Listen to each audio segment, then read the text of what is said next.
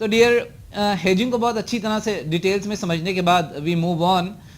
हम कहाँ पर थे? सबसे पहले तो इसको एक बार रिकलेक्ट कर लेते हैं, रिकॉल कर लेते हैं, ताकि आप बिल्कुल भी कंफ्यूज ना हो। हम यूजेस ऑफ फ्यूचर्स पढ़ रहे थे, तो हम ये देखना चाह रहे थे कि फ्यूचर्स मार्केट के अंदर कौन कौन से लोग ट्रेड करते हैं और क्या ऑब्जेक्टिव्स होते हैं उनके ट्रेडिंग के। ठीक है जी, फ्यूचर्स कॉन्ट्रैक्ट ट्रेड हो रहे हैं और अलग अलग लोग फ्यूचर्स कॉन्ट्रैक्ट के अंदर लॉन्ग हो रहे हैं, शॉर्ट हो रहे हैं, लेकिन सबके ऑब्जेक्टिव अलग अलग हैं। तो अलग अलग लोग फ्यूचर्स कॉन्ट्रैक्ट को किस तरह से यूज कर रहे हैं। जब वो फ्यूचर्स कॉन्ट्रैक्ट को यूज कर रहे हैं, यानी कि वो फ्यूचर्स कॉन्ट्रैक्ट के अंदर बाई कर रहे हैं या सेल कर रहे हैं, तो उनके ऑब्जेक्टिव्स क्या हैं, वो कौन कौन से लोग हैं। इसलिए यूजेस ऑफ फ्यूचर्स का मतलब क्या है कि how people are using future contracts to serve their purposes. अलग अलग लोगों के अलग अलग पर्पस, अलग अलग उद्देश्य, अलग अलग ऑब्जेक्टिव, और वो फ्यूचर कॉन्ट्रैक्ट्स को यूज कर रहे हैं, वो फ्यूचर कॉन्ट्रैक्ट्स के अंदर ट्रेडिंग कर रहे हैं उन ऑब्जेक्टिव्स को फुलफिल करने के लिए। जैसे हमने क्या देखा, हमने हेजिंग के केस में देखा कि हेजिंग कोई हेजर्स कोई अलग लोग नहीं है, हेजर्स भी मार्केट के अंदर प्ले कर रहे हैं, मार्केट के पार्टिसिपेंट्स हैं, लेकिन उनका ऑब्जेक्टिव फ्यूचर कॉन्ट्रैक्ट के अंदर जो पोजीशन क्रिएट करने का है वो रिस्क को कम करने का है, वो अनसर्टेनिटी को कम करने का है। ठीक है जी। अब हेजर्स के साथ ही कुछ और लोग भी हैं मार्केट के अंदर जो ट्रेडिंग करते हैं। ठीक है जी, जो फ्यूचर्स के अंदर बाई करते हैं, सेल करते हैं, वो कौन से लोग हैं और वो मार्केट के अंदर किन ऑब्जेक्टिव्स के साथ काम करते हैं और किस तरह से काम करते हैं। तो अगली कैटेगरी जो है वो है स्पेकुलेटर्स की और साथ ही ट्रेडर्स की। ये फ्यूचर्स मार्केट के अंदर जो ट्रेड करते हैं, फ्यूचर्स कॉन्ट्रैक्ट्स में बाई करते हैं, सेल करते हैं, तो इनका ऑब्जेक्टिव जो होता है वो मुनाफा कमाना होता है। ये हेजर्स से डिफरेंट होते हैं। जैसे कि पहले हम हेजर्स पढ़ करके है, क्योंकि हेजर्स के पास ऑलरेडी एक पोजीशन पड़ी हुई है और उस पोजीशन को कवर करने के लिए, ऑफसेट करने के लिए रिस्क को, वो एक पोजीशन क्रिएट कर रहे हैं फ्यूचर्स मार्केट के अंदर। लेकिन स्पेकुलेटर्स और ट्रेडर्स के साथ ऐसा कुछ नहीं है। ट्रेडर्स और स्पेकुलेटर्स वो लोग हैं जो सिर्फ मुनाफे के ऑब्जेक्टिव से इसके अंदर कोई पोजीशन क्रिएट कर रहे हैं। ये पोजीशन नेकेड पोजीशन भी हो सकती है। नेकेड का मतलब सिंगल साइडेड पोजीशन हो सकती है। ठीक है जी, हेजिंग में नेकेड पोजीशन नहीं है, हेजिंग में सिंगल साइडेड पोजीशन नहीं है, क्योंकि हेजिंग में क्या हो रहा था, कैश मार्केट में एक पोजीशन थी, उसको कवर करने के लिए एक अनदर पोजीशन क्रिएट कर रहे थे। लेकिन स्पेकुलेटर्स और ट्रेडर्स क्या करते हैं, ये अक्सर single sided naked positions create करते हैं। मुझे लग रहा है कि मार्केट में तेजी होगी, तो एज ए ट्रेडर क्या कर लेंगे, पोजीशन ले लेंगे, या as a speculator position create कर लेंगे। स्पेकुलेटर क्या करता है, स्पेकुलेटर थोड़ा सा सुनने में नहीं अच्छा लगता है, क्योंकि स्पेकुलेशन वर्ड उतना अच्छा नहीं माना जाता है। स्पेकुलेशन का मतलब सट्टा, और स्पेकुलेटर्स कौन हो गए, सट्टेबाज हो गए। तो सट्टेबाज क्या करते हैं, इनको मार्केट के बारे में कोई न्यूज कहीं से मिली और उसको लेकर के, इनका मार्केट को लेकर के एक पर्सपेक्टिव है कि आगे चल करके मार्केट क्या होगी, मार्केट आगे चल करके बढ़ेगी, तेजी से भागेगी, तो ये क्या हो जाएंगे, ये फ्यूचर्स कॉन्ट्रैक्ट के अंदर लॉन्ग हो जाएंगे, फ्यूचर्स कॉन्ट्रैक्ट खरीद लेंगे। और इसी तरह से अगर इन्हें लग रहा है कि कहीं से उन्हें कोई पीस ऑफ इंफॉर्मेशन मिली या इनकी अपना एनालिसिस है कि भाई आगे चल करके मार्केट क्या होगी, डाउन होगी, तो क्या होगा, मार्केट गिरेगी, तो ये क्या करेंगे, ये मार्केट में फ्यूचर्स कॉन्ट्रैक्ट के अंदर क्या हो जाएंगे, शॉर्ट हो जाएंगे। ठीक है जी, एक सिंगल साइडेड फ्यूचर्स पोजीशन इन्होंने क्या कर ली, क्रिएट कर ली। ट्रेडर्स भी यही करते हैं। ट्रेडर्स क्या करते हैं कि ट्रेडर्स भी मार्केट में जो मूवमेंट है उसको प्ले करते हैं। ठीक है जी, लेकिन स्पेकुलेटर्स और ट्रेडर्स में एक बाल बराबर फर्क है, एक हेयर ब्रेथ डिफरेंस है। वो डिफरेंस ये है कि traders are more, I mean in terms of analysis बहुत ज्यादा कॉशियस होते हैं, वो अपनी एनालिसिस को लेकर के बहुत ज्यादा आश्वस्त होते हैं। और जहां तक स्पेकुलेटर्स होता है, स्पेकुलेटर्स बस न्यूज को प्ले करते हैं। ठीक है जी, बस एक मार्केट को लेकर के जो उनका पर्सपेक्टिव है उसको प्ले करते हैं। एज सच आप बोलिए कि आप मुझे लिख करके बताइए कि स्पेकुलेटर्स और ट्रेडर्स में ये डिफरेंस है, तो एज सच लिख करके नहीं बताया जा सकता है, क्योंकि दोनों का काम करने का तरीका एक ही है, दोनों एक ही तरह से काम कर रहे हैं। स्पेकुलेटर्स भी और ट्रेडर भी मार्केट के अंदर क्या कर रहा है, मुनाफा कमाने के उद्देश्य से, यानी कि प्रॉफिट कमाने के उद्देश्य से फ्यूचर्स कॉन्ट्रैक्ट के अंदर बाई कर रहा है या सेल कर रहा है। लेकिन जो दिमाग के अंदर जो एक कहानी चल रही है, यानी कि जो एक पर्सपेक्टिव है, जो दृष्टिकोण है, ये जो काम करने को लेकर के एक जो आई मीन एक तरीका है, वो थोड़ा सा डिफरेंस ये हो जा रहा है कि स्पेकुलेटर बस न्यूज को प्ले कर रहा है। स्पेकुलेटर को बस कहीं से कोई न्यूज मिल गई या उसके अपना एक पर्सपेक्टिव है कि मार्केट इस तरह से मूव करेगी और बस उसने उसके बेसिस के ऊपर कोई पोजीशन क्रिएट कर ली, ठीक है जी। वो लॉन्ग भी हो सकती है, शॉर्ट भी हो सकती है। वेयर एज जो ट्रेडर होगा वो एक ट्रेडर का मतलब एक प्रोफेशनल ट्रेडर होगा, वो मार्केट को लेकर के उसकी जो एनालिसिस होगी वो और ज्यादा वाइड होगी, कि जो पोजीशन होगी वो और ज्यादा आई मीन प्रीकॉशियस होगी, यानी कि उसमें कॉशन बहुत ज्यादा होगा, ठीक है जी। तो बस एक सोचने का एक डिफरेंस है और बाकी कोई ऐसा स्पेकुलेटर्स और ट्रेडर्स के बीच में कोई ऐसा डिफरेंस नहीं। अब मैं आपको कुछ थोड़ा सा प्रैक्टिकली आपको एक एग्जांपल के थ्रू समझाना चाहूंगा कि फ्यूचर्स ट्रेडिंग एक्चुअली में स्पेकुलेटर्स के लिए भी ट्रेडर्स के लिए भी इतनी ज्यादा पॉपुलर क्यों है, इनके बीच में इतनी ज्यादा पॉपुलर क्यों है। लोग फ्यूचर्स के अंदर इतना ज्यादा ट्रेडिंग क्यों करना चाहते हैं। अगर आप टर्नओवर भी निकाल करके देखिएगा नेशनल स्टॉक एक्सचेंज में, तो एक कैश मार्केट का जो टर्नओवर होता है उससे कहीं ज्यादा फ्यूचर्स एंड ऑप्शंस मार्केट के अंदर टर्नओवर होता है। तो ये जो फ्यूचर्स कॉन्ट्रैक्ट्स के अंदर जो ट्रेडिंग है, या यूं बोलें फ्यूचर्स ट्रेडिंग जो है, why it is so much popular, why it attracts traders, why does it attract speculators, why so many people get into futures market and unfortunately most of them lose and they lose badly। तो मैं यहाँ पर आपको एक example के through I would like to show कि why it is popular and why people lose so badly in futures market and why you need to be so very cautious, you need to be so very strong in terms of your analysis so that you take a right position, so that you end up with making profit not making losses, ठीक है जी। तो मैंने आपको एक example के through ये समझाने की कोशिश करी। जल्दी से देखते हैं हम इस एग्जाम्पल को। हम ये एक्सेल की शीट मैंने एक ओपन करी है और इस एक्सेल की शीट के ऊपर मैं आपके सामने कुछ डेटा लिखूंगा और उस डेटा के माध्यम से एक न्यूमेरिकल समझ लीजिए कि एक न्यूमेरिकल के माध्यम से मैं आपको समझाने की कोशिश करूंगा कि why futures market is so popular and at the same time so very risky। तो आपके सामने ये अगेन एक एक्सेल शीट ओपन हो रही है। NSE पर हम देख रहे हैं कि दो मार्केट सेगमेंट मैंने दिखाए, कैश मार्केट और फ्यूचर्स मार्केट। मैं दोनों मार्केट के अंदर एक ट्रेडिंग का एक एग्जाम्पल लूंगा ताकि आप कैश मार्केट और फ्यूचर मार्केट को कंपेयर कर सकें और देखें कि क्या डिफरेंस होता है जब हम कैश मार्केट के अंदर ट्रेडिंग करते हैं और फ्यूचर्स मार्केट के अंदर ट्रेडिंग करते हैं। तो आप उस फर्क को जब कंपेयर करेंगे तो आपको दोनों चीजें समझ में आएंगी, इसकी पॉपुलैरिटी के रीजंस भी समझ में आएंगे और why futures trading is risky आपको ये भी समझ में आएगा। तो आज सबसे पहले आज डेट नोट करते हैं। ये आज फॉर एग्जांपल हम मान लेते हैं आज है 1 मार्च 2016, ठीक है जी। 1 मार्च 2016 है, ठीक है जी। चलिए देखते हैं सबसे पहले कि आज मार्केट की क्या स्थिति बनी हुई। आप देख रहे होंगे ये एनएससी की वेबसाइट मैंने ओपन करी हुई है और आप देख भी लिए, मैंने एक्चुअल डेट ली है, ये मार्च 1 2016 है और मार्केट देख रहे हैं आप कितनी जबरदस्त भाग रही है। ऐसी आपको मतलब कि अगर तकरीबन 200 के आसपास ट्रेडिंग डेज होते हैं एक साल में, 200 से थोड़े ज्यादा होते हैं, आई गेस 220 होते हैं, तो आपको ना ये दिन आपको बहुत कम देखने का मौका मिलेगा। शायद बमुश्किल पूरे साल भर के अंदर आपको 8-10 दिन ऐसे देखने का मौका मिलेगा कि जब मार्केट ने इतना जबरदस्त अप मूव दिखाया हो। आप देख रहे हैं 7178 पे इस समय निफ्टी चल रही है और ये 195 पॉइंट, नॉर्मली आप देखिएगा तो 50-60 या मैक्सिमम 100-110 का मूवमेंट आपको दिखाई पड़ता है, लेकिन आज 195 का मूवमेंट देखिए जरा क्या चार्ट दिखाई पड़ रहा है। बिल्कुल एकदम ये तीर की मिसाइल दिखाई पड़ रही है, एकदम तीर की तरह से एकदम मार्केट चल रही है ऊपर की तरफ। तो इसका रीजन मैं बता दूं, आज है मार्च 1 2016 और कल क्या था, कल था 29 फेब, ठीक है जी। और 29 फेब को आया था बजट, जेटली जी बजट लेकर के आए थे, तो ऐसा मार्केट को लग रहा है कि बड़ा अच्छा बजट था भाई। तो आज मार्केट इतनी ज्यादा एक्साइटेड है, मार्केट के अंदर इतना जबरदस्त अप मूव देखने का मौका मिल रहा है। तो एक तो ये मैंने मार्केट का जायजा लिया और मार्केट में एक वर्ड होता है मोमेंटम, ठीक है जी। मोमेंटम का मतलब क्या होता है, मार्केट में जब बहुत हैवी वॉल्यूम के साथ कोई बहुत बड़ा प्राइस चेंज आता है ना, तो वो जो चेंज है वो ये एक्सपेक्ट होता है कि वो अगले कुछ समय तक के लिए क्या रहेगा, बना रहेगा।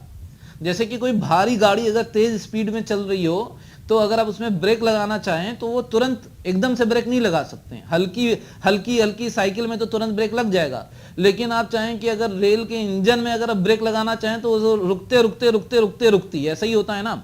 तो स्टॉक मार्केट के अंदर भी एक मोमेंटम एक चीज होती है कि स्टॉक मार्केट के अंदर कोई बहुत बड़ा अपमूव आया बहुत बड़े वॉल्यूम्स के साथ, ठीक है जी, तो ऐसा एक्सपेक्ट किया जाता है कि आगे भी कुछ समय तक वो जो बढ़त है, जो अप मूव है, जो अपवर्ड मूवमेंट है वो बना रहेगा। यही डाउनवर्ड के लिए भी होता है कि मार्केट के अंदर एक बहुत बड़ी अगर गिरावट देखी गई बहुत बड़े वॉल्यूम्स के साथ, तो ऐसा एक्सपेक्ट किया जाता है कि आगे भी गिरावट जो रहेगी वो थोड़े दिनों के लिए मेंटेन रहेगी। ये सिर्फ एक्सपेक्टेशन है, कहीं भी कोई मैथ का फार्मूला नहीं है ये डियर, ये बात समझ लीजिएगा आप, ठीक है जी। ये सिर्फ ऐसा ऑब्जर्वेशन होता है, ऐसा माना जाता है, ऐसी एक्सपेक्टेशन होती है, और जो काफी समय यानी कि काफी पॉइंट ऑफ टाइम के ऊपर ऐसी एक्सपेक्टेशन सही भी बैठती है। अब मैं आपको एक स्टोरी एक छोटी सी बना रहा हूं जिससे कि आप ट्रेडर और स्पेकुलेटर किस तरह से काम करते हैं उसको आप समझने का मौका आपको मिल पाए।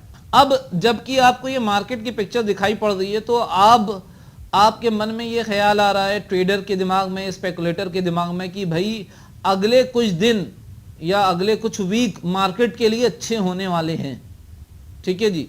और आप इसके अंदर क्या करते हैं, आप मार्केट में लॉन्ग होना चाहते हैं, यानी कि मार्केट में आप क्या करना चाहते हैं, आप लॉन्ग पोजीशन क्रिएट करना चाहते हैं। मार्केट में आप कोई अच्छा शेयर देख करके क्या करना चाहते हैं, उसके अंदर इन्वेस्टमेंट करना चाहते हैं, क्योंकि आपको लगता है कि मार्केट जो होगी वो अप मूव में रहेगी, अपवर्ड मूवमेंट में रहेगी। तो आप मार्केट को लेकर के बहुत ज्यादा ऑप्टिमिस्टिक हैं, मार्केट को लेकर के आप उत्साहित हैं, तो मार्केट के अंदर आप लॉन्ग होना चाहते हैं, ठीक है जी। तो आपके लिए दोनों ऑप्शंस खुले हुए हैं, कैश मार्केट के अंदर भी माल खरीद करके रख सकते हैं, या क्या कर सकते हैं, फ्यूचर मार्केट के अंदर भी आप कोई वन साइडेड पोजीशन क्रिएट कर सकते हैं, ठीक है जी। बिल्कुल समझिएगा, यहां पर कोई हम हेजिंग नहीं कर रहे हैं, यहां पर कैश मार्केट के अंदर हमारे पास कोई माल नहीं पड़ा हुआ है जिसको कवर करने के लिए हम फ्यूचर मार्केट के अंदर कोई पोजीशन क्रिएट करेंगे, हम सिंगल साइडेड पोजीशन क्रिएट करेंगे। लेकिन एक्सेल में मैं आपको कैश मार्केट और फ्यूचर मार्केट दोनों को साइमल्टेनियसली आपको उसके अंदर ट्रेडिंग करके दिखाऊंगा, जिससे आपको फर्क पता लगे कि ये दोनों मार्केट के अंदर ट्रेडिंग करने का डिफरेंस क्या है और ये दोनों मार्केट किस तरह से ट्रेड की जाती हैं, why futures trading is popular and why it is so very risky, again जो बार बार मैं बात कर रहा हूँ, ठीक है जी। तो चलिए जरा मार्केट का हम जायजा लेते हैं, और ये मैंने मार्किंग सारी हटा दी, और हम कहाँ आ जाते हैं, वापिस अपने हम इक्विटी डेरिवेटिव्स में आ जाते हैं, ठीक है जी। और हम देखते हैं कि बहुत सारे यहाँ पर स्टॉक फ्यूचर्स लगा लेते हैं, हम स्टॉक फ्यूचर्स लगा लिए, ये स्टॉक फ्यूचर्स यहाँ पर आ गए। और अभी हम क्या करेंगे, क्योंकि हम 1 मार्च में खड़े हुए हैं, 1 मार्च का दिन है आज, हम बहुत दूर की हम पोजीशन नहीं लेते हैं, जैसे कि हेजिंग के समय हमने क्या लिया था, हमने दूर की पोजीशन ली थी। अभी हम क्या करते हैं, हम क्योंकि अगले कुछ वीक्स, अगले कुछ दिनों के लिए हम मोमेंटम को प्ले कर रहे हैं, तो हम मार्च में खड़े हैं, हम मार्च का ही कॉन्ट्रैक्ट में क्या करेंगे, प्ले करेंगे, ठीक है ना। तो बहुत सारे क्वालिटी यहाँ पर स्टॉक्स हमें देखने का मौका मिल रहा है, उनके स्टॉक्स फ्यूचर्स देखने का मौका मिल रहा है, और यहाँ पर उससे रिलेटेड प्राइसेस भी हमें देखने का मौका मिल रहा है। तो कोई एक सेफ सा स्टॉक हम क्या कर लेते हैं, देख लेते हैं, और उसको क्या करते हैं, प्ले करते हैं, ठीक है जी। तो टाटा मोटर्स का स्टॉक ले लेते हैं, क्या कहते हैं, चलिए टाटा मोटर्स ले लेते हैं। तो हमने क्या किया, हमने टाटा मोटर्स का स्टॉक क्या कर लिया, स्टॉक और स्टॉक फ्यूचर्स दोनों सेलेक्ट करेंगे। टाटा मोटर्स चूज किया हमने 31 मार्च 2016 वाला, ठीक है जी। और इसका जो अभी लास्ट प्राइस है ये क्या है, ये फ्यूचर्स प्राइस है, ये फ्यूचर्स प्राइस है, ठीक है ना। कितना प्रीवियस क्लोज, कल का क्लोज कितना था, ओपन हाई लो कितना बनाया, ठीक है जी। तो यहाँ पर ये देखेंगे हम 312 रुपया अभी चल रहा है प्राइस, यानी कि अभी ठीक 312 रुपया चल रहा है। और इसका अंडरलाइंग वैल्यू, यानी कि अंडरलाइंग वैल्यू का क्या मतलब हुआ, यानी कि जो कैश मार्केट यानी कि कैपिटल मार्केट में जो इसका प्राइस चल रहा है, कैश मार्केट प्राइस है ये किसका, टाटा मोटर्स का, ठीक है ना। ये टाटा मोटर्स के फ्यूचर्स प्राइस है, कौन सा फ्यूचर्स, 31 मार्च 2016 की एक्सपायरी वाला प्राइस है ये। और 310 रुपया जो है वो क्या है, वो कैश मार्केट का प्राइस चल रहा है। और अब यहाँ पे एक थोड़ी सी एजम्पशन ले लेते हैं कि भाई टाटा मोटर्स को आपने इसलिए चूज किया क्योंकि ये आगे आपको लग रहा है कि इसके अंदर एक अच्छा मूवमेंट निकल करके आया है, कोई भी रीजन हो सकता है, आपके पास कोई भी पीस ऑफ न्यूज हो सकती है, ठीक है जी। तो ये आप इसको ना भूलिएगा, थोड़ी सी इसमें इंफॉर्मेशन और निकाल लेते हैं, देख लेते हैं भाई लॉट साइज कितना है इसका, उसको देखना भी जरूरी है। तो इस पर क्लिक कर देते हैं हम, तो यहाँ पर हमें क्या देखने का मौका मिल रहा है, ठीक है। फिर से आ जाते हैं यहाँ पर, 312 रुपए का फ्यूचर्स कॉन्ट्रैक्ट है, कौन सा 31 मार्च वाला, और अंडरलाइंग है 310 रुपए का चल रहा है ये, और इसका हो बड़ी लॉट है भाई संभल के 1500, एक कॉन्ट्रैक्ट में 1500 फ्यूचर्स अवेलेबल हैं, ठीक है जी। तो आप समझिए कि एक लॉट में 1500 फ्यूचर्स अवेलेबल हैं, तो अगर 4, 5, 10, 15, 20, 100, 200, 1000 लॉट्स अगर ट्रेड की जाए तो कितना बड़ा वॉल्यूम जनरेट होगा। तो ये सारे प्राइसेस आप अपनी कॉपी में नोट करेंगे कि 31 मार्च का जो फ्यूचर्स चल रहा है वो 312 का चल रहा है, स्पॉट में कितना चल रहा है 310 चल रहा है, और मार्केट में जो लॉट है वो कितनी है, वो 1500 की है, ठीक है जी। चलिए हम एक्सेल पे आ जाते हैं। तो इसमें कैश मार्केट में जो आज मैं डेट नोट कर लेता हूँ, मार्च 2016, ठीक है ना। तो स्पॉट प्राइस इसका चल रहा है 310 मान लेते हैं, और 31 मार्च 2016 का जो फ्यूचर्स प्राइस जो चल रहा है वो कितना चल रहा है, वो 312 चल रहा है। एक चीज़ इसमें और नोट कर लेते हैं, लॉट साइज कितना है 1500, ठीक है ना। यहाँ पर अब हम लिख लेते हैं, लिख भी लेते हैं कि हम क्या करने जा रहे हैं। We are optimistic about the market, we want to go long in Tata Motors, ठीक है जी। हम क्या करते हैं, हम लॉन्ग होना चाहते हैं टाटा मोटर्स के अंदर, ठीक है जी। तो दोनों में क्वांटिटी सेम रखेंगे। तो अब क्या करते हैं कि कैश मार्केट के अंदर हम माल उठाना चालू करते हैं। कैश मार्केट के अंदर हम क्या करते हैं, दोनों में क्वांटिटी सेम होने के लिए, क्योंकि इसमें हम क्या कर लेंगे, इसमें एक लॉट ले लेंगे तो उसमें 1500 फ्यूचर्स कॉन्ट्रैक्ट होंगे, तो हम यहाँ भी क्या करेंगे, यहाँ भी हम 1500 ही शेयर्स में काम करते हैं, समझ में आ रहा है, ताकि क्वांटिटी सेम रहे और कंपैरिजन जो है वो हम लोगों के लिए क्या रहे, आसान रहे। तो यहाँ पर हम क्या करते हैं, वी बाय 1500 शेयर्स। तो हमें कितना पैसा देना पड़ेगा, वी नीड, या ऐसे ये बोलिए जो हमारा इन्वेस्टमेंट होगा, वी नीड, हमें कितना पैसा चाहिए होगा इसके लिए, 310 इंटू 1500, 4,65,000 रुपए चाहिए होंगे, ठीक है ना। कैश मार्केट है, कैश मार्केट में तो पता है आपको माल उठाने के लिए आपको कितना पैसा चाहिए होता है, पूरा पैसा चाहिए होता है, ठीक है ना। कैश मार्केट में माल उठाएंगे तो पूरा पैसा चाहिए होगा। तो अगर 1500 शेयर्स उठाएंगे तो 1500 शेयर उठाने के लिए हमें 310 रुपए के हिसाब से 4,65,000 रुपए का इन्वेस्टमेंट करना पड़ेगा। समझ में आ रही बात, 4,65,000 रुपए चाहिए होंगे। अब इधर आ जाइए, फ्यूचर्स में आ जाइए। फ्यूचर्स में भी क्या करते हैं, वी बाय 1 लॉट, हम एक लॉट बाय करते हैं। तो वैल्यू ऑफ कॉन्ट्रैक्ट कितनी हो जाएगी, लॉट साइज क्या है 1500, भाव कितना चल रहा था 312, वैल्यू ऑफ कॉन्ट्रैक्ट निकल करके आएगी, वैल्यू ऑफ कॉन्ट्रैक्ट निकल करके आ रही है 4,68,000 रुपए, ठीक है जी। तो आपको क्या 4,68,000 रुपए चाहिए होंगे फ्यूचर्स मार्केट के अंदर लॉन्ग होने के लिए, जी नहीं, यू नीड ओनली मार्जिन। आपको क्या चाहिए होगा, मार्जिन चाहिए होगा। फॉर एग्जाम्पल हम मान लेते हैं बहुत ही हायर साइड पे एक 20% का मार्जिन चाहिए होगा, ये एजम्पशन है, मैं यहाँ पे लिख भी दूं, ये एजम्पशन है, आप चेक करिएगा कितना मार्जिन चाहिए होगा, ठीक है जी। 20% मार्जिन चाहिए होगा। जब 20% मार्जिन चाहिए होगा तो 20% मार्जिन कितना हो गया, 20% ऑफ 4,68,000, ये कितना हो गया, ये हो गया 93,600 रुपए, ठीक है जी। आपको सिर्फ मार्जिन चाहिए, और मार्जिन जो मैं बार बार यहां पे लिख रहा हूं, आपको फ्यूचर्स कॉन्ट्रैक्ट में ट्रेड करने के लिए सिर्फ मार्जिन चाहिए। तो देखिए इसमें भी 1500 शेयर्स आपने उठाए, इसके अंदर 1500 फ्यूचर्स आपने उठाए, दोनों में क्वांटिटी सेम है, ठीक है जी, दोनों में क्वांटिटी सेम है। इसमें चाहिए कैश मार्केट में 4,65,000 रुपए चाहिए, और फ्यूचर्स के अंदर कितना चाहिए, सिर्फ 93,600 रुपए चाहिए। तो एक तो यही वजह है कि फ्यूचर्स मार्केट इस वजह से क्या हो जाती है, बहुत ज्यादा पॉपुलर हो जाती है, क्योंकि इसमें एक बड़ी पोजीशन क्रिएट करने के लिए आपको बस क्या चाहिए होता है, मार्जिन चाहिए होता है, और कैश मार्केट के अंदर आपको पूरा अमाउंट चाहिए होता है। तो ऐसा नहीं है कि मैं कैश मार्केट को बुरा बता रहा हूं और फ्यूचर्स मार्केट को बहुत अच्छा बता रहा हूं।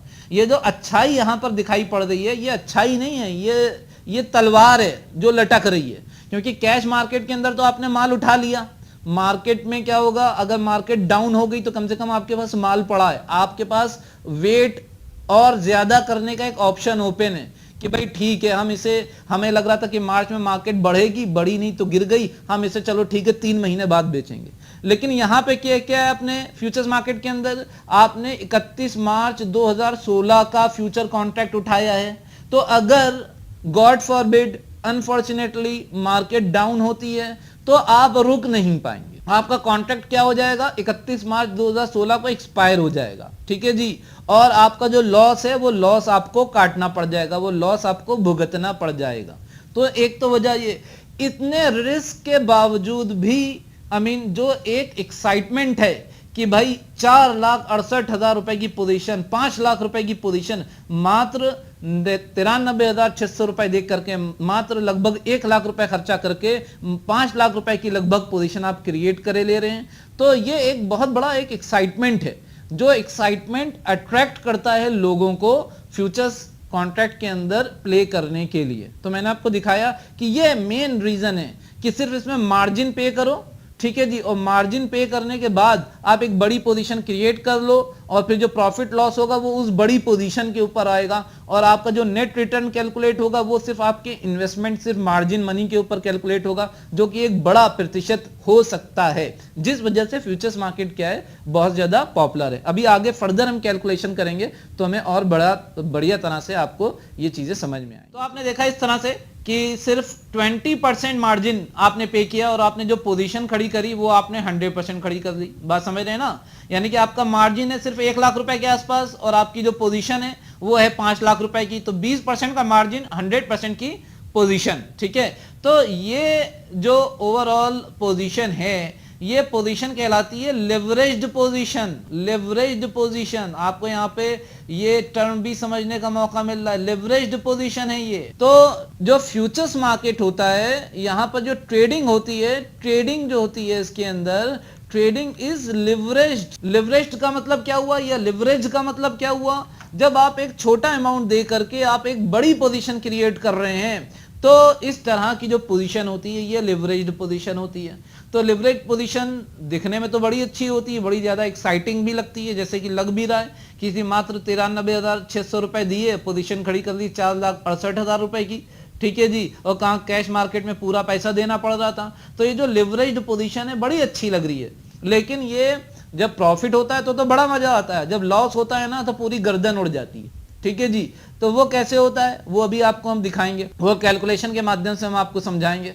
तो मेरे ख्याल से लिवरेज ट्रेडिंग का जो कॉन्सेप्ट था वो आप लोगों को क्लियर हो गया। कैश मार्केट में भी लिवरेज ट्रेडिंग हो सकती है।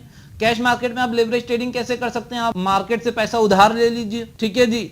फॉर एग्जांपल आपको 4,65,000 रुपए क्या कर रहे हैं, आपको माल के लिए जरूरत है 65,000 रुपए, मैं एक एग्जाम्पल दे रहा हूँ, 65,000 रुपए अपना लगाइए, 4 लाख रुपए मार्केट से क्या कहते हैं पैसा उधार ले लीजिए। तो आपने क्या किया, आपने अपना खुद का थोड़ा इन्वेस्टमेंट लगा करके एक बड़ी पोजीशन क्रिएट कर ली।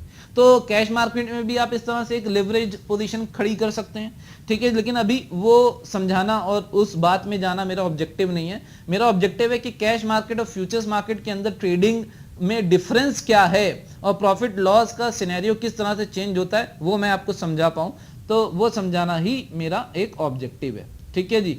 तो ये कैलकुलेशन आप लोगों ने नोट कर लिया होगा, क्योंकि यहाँ पर मैं क्या करूँगा, ये सारी चीज़ें अभी यहाँ से फिगर्स हट जाएंगी, मैं कोशिश करता हूँ कि मैं यहीं पर ही सॉल्व करने की कोशिश करूँ।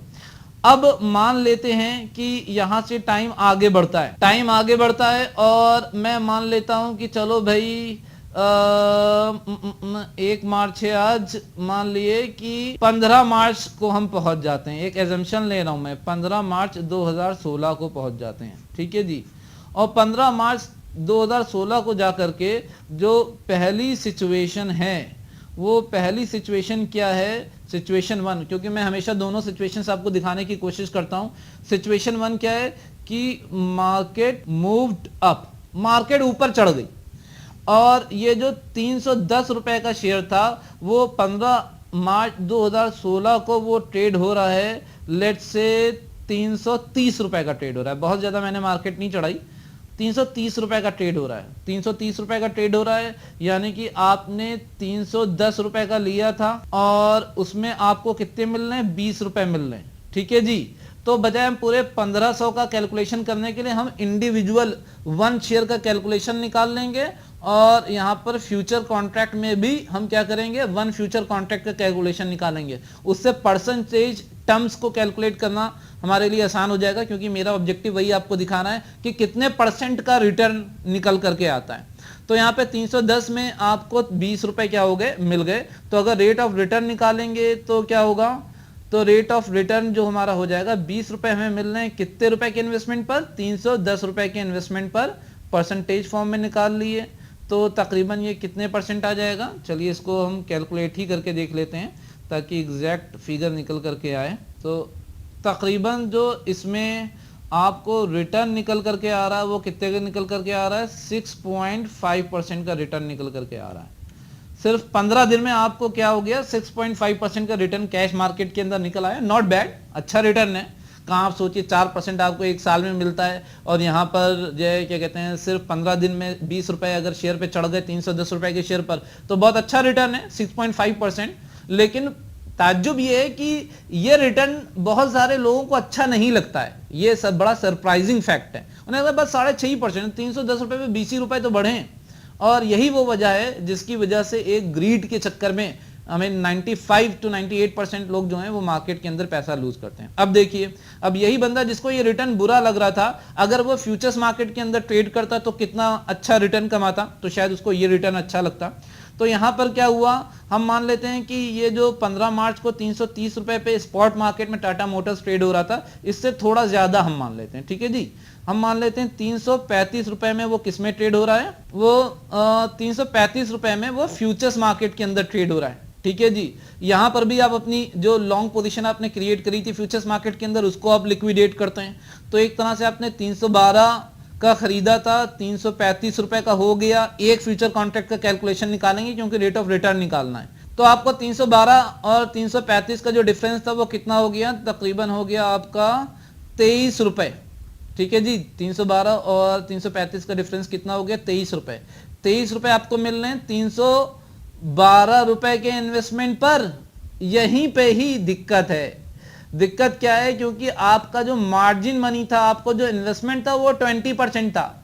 यानी कि आपने अगर पर फ्यूचर कॉन्ट्रैक्ट के हिसाब से निकालें तो आपने 312 रुपए नहीं लगाए थे, आपने इसका सिर्फ 20% ही लगाया था। समझ में आ रही है बात ना। तो इसका 20% कितना हो गया, इसका 20% हो गया 62 रुपए 40 पैसे हो गया इसका 20%। बात समझ में आ रही है ना। हम ये 93,600 और 4,68,000 रुपए की भी फिगर हम इस्तेमाल कर सकते थे, लेकिन क्योंकि मैं मैनुअली कैलकुलेट कर रहा हूं, मेरी एक आदत है, तो मैं इतनी बड़ी फिगर को न लेकर के इंडिविजुअली फ्यूचर कॉन्ट्रैक्ट को मैं ले लेता हूं। तो आपको 23 रुपए का जो नफा हो रहा है, 23 रुपए का जो प्रॉफिट हो रहा है, वो आपको एक्चुअली कितने पे हो रहा है, वो हो रहा है आपको 62 रुपए 40 पैसे पे हो रहा है। और परसेंटेज टर्म्स में निकालिए तो कितना हो जाएगा, तकरीबन 36.85% का रिटर्न आ रहा है। तो जिसकी वजह से फ्यूचर कॉन्ट्रैक्ट जो हैं वो बहुत ज्यादा पॉपुलर है। इन्वेस्टमेंट कम, क्योंकि सिर्फ क्या लग रहा है, मार्जिन मनी लग रही है। तो हमने देखा मार्केट मूव करी बहुत कम। मार्केट में कितना मूवमेंट हुआ वो भी हम देख लेते हैं। अगर आप देखेंगे तो मार्केट सिर्फ 6.5% मूव हुई, ठीक है जी।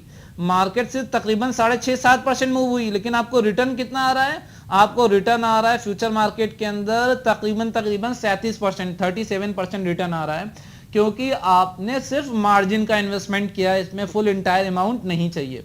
तो जब फेवरेबल कंडीशन है तो फ्यूचर्स बड़े अच्छे लगते हैं। लेकिन यही अगर सिचुएशन क्या हो जाए, यही अगर सिचुएशन पलट जाए तो क्या होगा, तो जो स्थिति है वो बहुत ज्यादा क्या हो सकती है, नुकसानदेह हो सकती है। पूरी कैपिटल, क्योंकि यहां पर फ्यूचर मार्केट के अंदर आपकी कैपिटल कितनी है, आपकी कैपिटल तो 93,600 है, यानी कि आपकी कैपिटल तो सिर्फ 20% है। तो पूरी की पूरी कैपिटल उड़ सकती है, जैसा कि अभी हम देखेंगे, ठीक है जी। तो अभी आपने सिचुएशन 1 देखा, तो सिचुएशन 1 में आपने क्या समझ में आया कि अगर मार्केट तेज है तो जो फ्यूचर कॉन्ट्रैक्ट है, फ्यूचर कॉन्ट्रैक्ट के अंदर जो रिटर्न है वो एक बहुत बड़ा रिटर्न हमें मिल सकता है सिर्फ एक कम मार्जिन के इन्वेस्टमेंट से, ठीक है जी।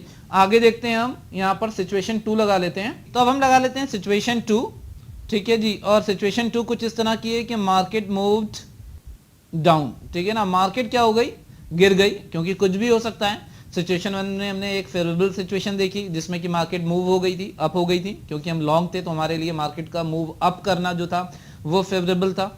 अब क्योंकि हम मार्केट में लॉन्ग है तो हमारे लिए एडवर्स सिचुएशन क्या होगी, हमारे लिए एक कॉन्ट्रा पोजीशन क्या होगी, सिचुएशन क्या होगी, जब मार्केट क्या होगा, डाउनवर्ड्स मूव करेगा।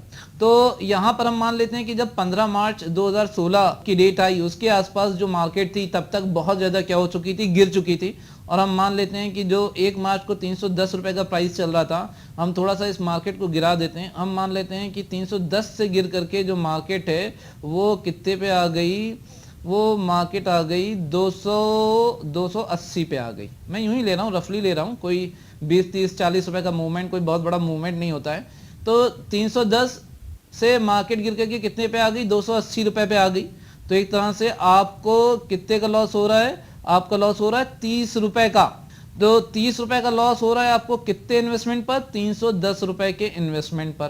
तो अगर रिटर्न में निकालें तो आपको कितने परसेंट का लॉस हो रहा है, लॉस की परसेंटेज निकाल रहा हूं मैं, ठीक है ना, ध्यान रखिएगा बिल्कुल एकदम, लॉस की परसेंटेज निकाल रहा हूं। 30 रुपए का लॉस हो रहा है 310 पे, तो आप समझ लिए ये कितने का एग्जैक्ट मैं निकालना चाहता हूं।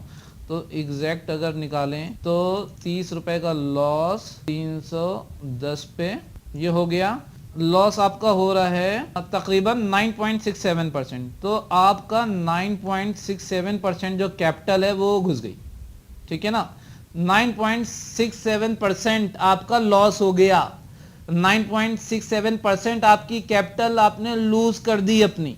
अगर आप 15 मार्च को क्या करते हैं, अपना सौदा काटते हैं, क्योंकि आप कोई लॉन्ग टर्म निवेशक नहीं थे, ठीक है ना, लेकिन आपके पास ऑप्शन ओपन है।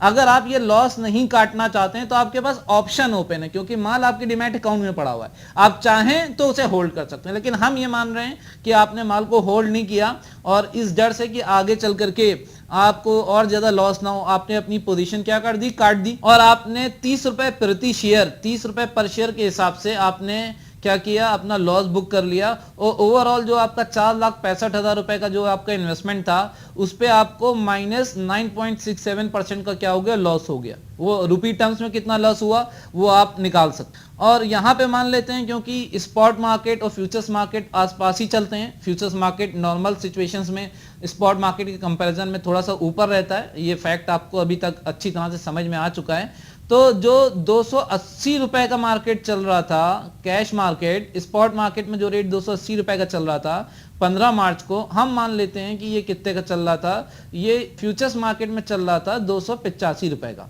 ठीक है जी, समझ में आ रही बात आपके।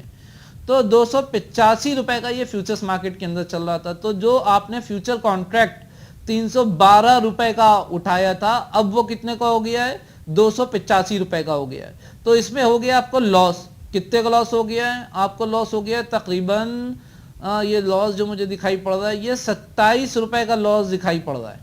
27 रुपए का लॉस कितने पे हुआ है, 312 पे नहीं हुआ है, समझ रहे ना, क्योंकि आपने मार्जिन जमा किया था, आपने पूरे 312 रुपए पर फ्यूचर कॉन्ट्रैक्ट के हिसाब से इन्वेस्टमेंट नहीं किया है। तो 20% का मैंने प्रति फ्यूचर यानी कि पर फ्यूचर कॉन्ट्रैक्ट, अगर जो आपने मार्जिन जो यहाँ पे 93,600 टोटल आ रहा था 1500 फ्यूचर कॉन्ट्रैक्ट के ऊपर, जो कि एक लॉट के अंदर होते हैं, मैंने पर फ्यूचर कॉन्ट्रैक्ट अगर मार्जिन कैलकुलेट किया तो 20% का मार्जिन 62 रुपए 40 पैसे का था। तो 62 रुपए 40 पैसे पे आपने निकाल लिया इंटू 100। तो अगर परसेंटेज टर्म्स में निकालेंगे तो देखें जरा कितना लॉस हो रहा है। आप देख रहे हैं जो लॉस निकल करके आ रहा है वो निकल करके आ रहा है 43.26%। सच अ ह्यूज लॉस। मार्केट सिर्फ गिरी 9.67%, आपको लॉस हो रहा है फ्यूचर मार्केट के अंदर 43.26%। 43.26% अगर इसका निकालेंगे तो अगर आप रफली 50% मान लिए तो आप मान लिए कि पूरी पूरी आधी आधी जो इन्वेस्टमेंट था वो आपका उड़ गया, वो खत्म हो गया, ठीक है जी।